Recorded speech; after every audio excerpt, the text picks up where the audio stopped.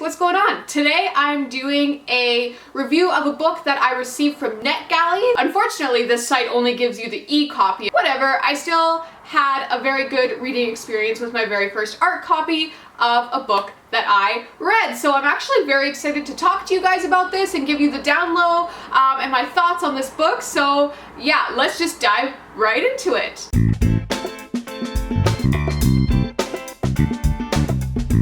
So the book that I'm reviewing for you today is called 123 by Elodie Nowodazkij. I'm so sorry. I am so crappy with like name pronunciations, and this is like the worst by far that I've ever done. The book cover is what first drew me to it. It's absolutely gorgeous, and some of you know that I'm a dancer myself, and so anytime I see books that have to do with dancing, that's automatically like a draw in for me. Little did I know that I was actually plunging into a book that I wouldn't be able to put down. Like, I stayed up late into the night reading this one. It was one that just drew me in, and I was just like craving more. This book follows a girl named Nada. She's basically a prima ballerina. We come into the story after she's been through a serious car accident which has injured her. It looks like she might not ever dance again, but they're not sure. She was in it with her dad and actually ended up killing her dad, so she's having a lot of flashbacks to that.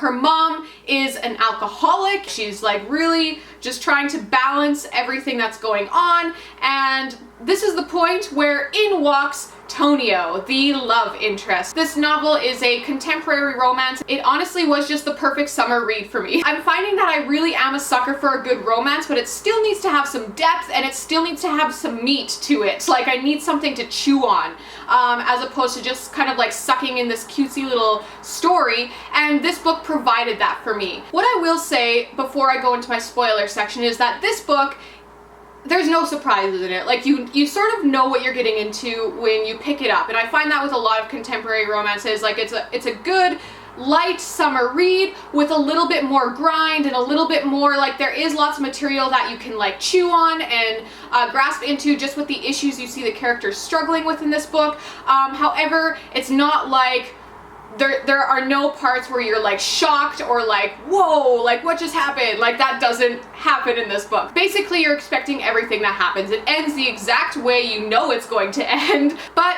I don't think that's necessarily a flaw of the book because it's the style. It's the style of the book. It's just a light, fun read, and don't go into it expecting anything other than that, and I think you would love it just like I did. I really had fun with this book. There were a lot of moments when I just like could not stop giggling and smiling and just like, yes, wanting this the whole time. So I really loved the trip that this book took me on, and it really like fed my inner desire for just like a cutesy romance book. Let's just start with the nitpicky stuff, the really boring stuff when it comes to spelling and grammar. This is like solely for the benefit of the publishers. The copy that I read has a lot of spelling and grammatical errors that need to be fixed. I know that the author, like in her biography, it says she's born in France and moved to the United States when she was 19 years old, and she soon learned that, quote unquote, she would never be losing her French accent. One of the main problems I had with the grammar in this book was that her French accent kind of translated in an awkward way into the writing. It's an English-speaking novel, just with a little bit of references to like the Russian and the Spanish that the two main families speak every once in a while, but overall the book is written in English, so it's a little bit jarring when there's sentences that are just like structured a little bit funny, and they're just like they're getting a little bit lost in the translation a little bit. I felt like some of the sentences maybe were going in the direction of trying to be more of that relaxed prose, but they were just getting lost somewhere in translation because like it was feeling more awkward than relaxed, and I wasn't exactly sure what the author was trying to say on a sentence to sentence basis. Like, sometimes the words just weren't fitting together the way I knew she wanted them to. Aside from like the really stupid nitpicking like grammar stuff, there was one thing in this book that I absolutely like hated, and that was the overuse of dance terms. I understand the author was trying to communicate Nada's obsession with dance. I get that, but it was just like way overboard and then some. Like, I'm pretty sure the phrase grand jeté was used at least 3,000 times. It went from being something that communicated an obsession to being something that drew me out of the story and reminded me that I was reading a story as opposed to being part of the story, because nobody talks like that. Granted, I'm a street dancer, I'm not a ballerina, but I don't go around saying, like putting random dance moves into my everyday conversation. A couple sentences, for example, she didn't say how he could make an entire ballet company fan themselves. I've been keeping her an arabesque away ever since the accident. Tonight has given me 2 more reasons to stay an arabesque away from him. Cheesy. So cheesy. Nobody says, oh, I kept them an arabesque away. Like, no. In those moments, I was just reminded, like, oh, I'm reading about a character. Like, she was just so over-characterized that it made it unrealistic for me. But the parts where she's actually dancing and running through and doing her practices, and she clearly has all of the dance terms down when she's in the context of doing a dance, that is perfectly fine. That will demonstrate the obsession and her skill and her devotion to the craft so much better than just a couple cheesy lines forced into the writing. Otherwise, I mean, as I've said, like, I could rant about this book because I love it. I was convinced by the characters and the struggles that they were going to. I really liked the character of Nat on her perspective on things. Sometimes it got a little bit frustrating, like the whole like guilt trip blame game that she was playing with herself. You're like, I don't understand like why you're blaming yourself. So there were frustrating things about her character, but I like that. She had character flaws. And I think that's what I liked the most about the 2 main characters. So you have Nada and Tonio.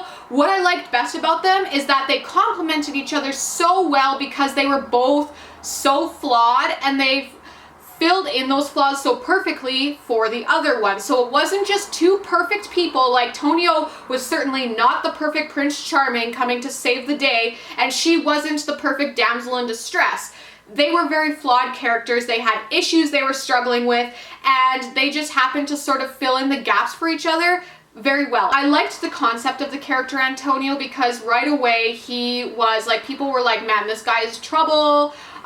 He's struggling, but he wasn't just trouble in the sense that, ooh, he was a bad boy. There were very real problems in his life that he was trying to get past, and so I liked that aspect of Antonio. I liked bringing all those very hard struggles into his life, but also seeing him trying to overcome it and him being like right in the midst of trying to go through that when we come into the story. I think that was my favorite part of this book, was just seeing how the puzzle pieces of these 2 people that seem so opposite and not like they would fit together, it just worked. It just worked so well. I was so desperate for more from this relationship that I was reading about. I honestly think that's all I really want to say about this book. It's just a really good read. I give this one 4 out of 5 stars in context of its genre. I was drawn in by the characters, I was drawn in by their struggles, I was drawn in by the moments they sort of had to step up and save each other. It was a really good read, and it was a nice light read for the summer season. If you've read this book, or if you're interested in it, or like whatever, just let me know down in the comments. I'm always open to discussion. Give me a shout out on Twitter. I'll put all my information below for you. Read the book. That's really what this comes down to, bottom line. Go read the book. It's good. Okay. I hope you guys are all having a fantastic day. We'll see you next time. Bye.